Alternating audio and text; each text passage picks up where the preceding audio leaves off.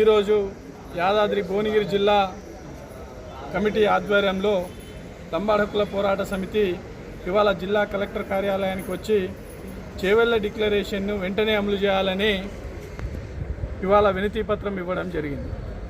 ఇవాళ తెలంగాణ రాష్ట్రంలో కాంగ్రెస్ ప్రభుత్వం ఏర్పడి గద్దెనెక్కినాక పూర్తిగా ఇవాళ గిరిజనులను, ఎస్టీలను, లంబాడీలను విస్మరించి తన ఇష్టం వచ్చినట్టుగా వ్యవహరిస్తూ ఉన్నది.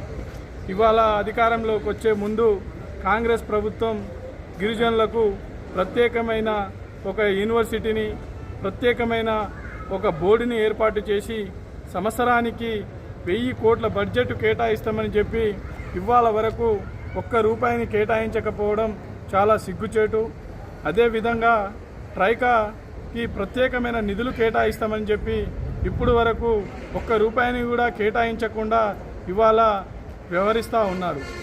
ముఖ్యంగా కాంగ్రెస్ అధికారంలోకి వచ్చినాక ఇప్పుడు వరకు గిరిజన శాఖ నుంచి ఒక లంబాడి నుంచి ఒక గిరిజన శాఖ మంత్రిగా ఒక మంత్రిలో తీసుకోకపోవడం చాలా బాధాకరం.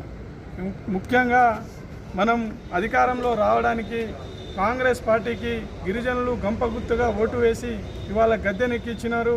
ఇవాళ ఇప్పటికైనా మీరు మీ వ్యవహార స్టైల్ని, మీ గిరిజనులను విస్మరిస్తే రాబోయే ఎన్నికల్లో మిమ్మల్ని తప్పకుండా బుద్ధి చెప్తామని తెలియజేస్తూ, రేపు చలో హైదరాబాద్ 26వ తారీఖున జరిగే సభను ప్రతి ఒక్కరూ గిరిజన సోదరులు ప్రతి తండాల నుంచి వేలాదిగా తరలివచ్చి ఆ సభను విజయవంతం చేయాలని తెలియజేస్తూ జై గోర్, జై లంబాడ.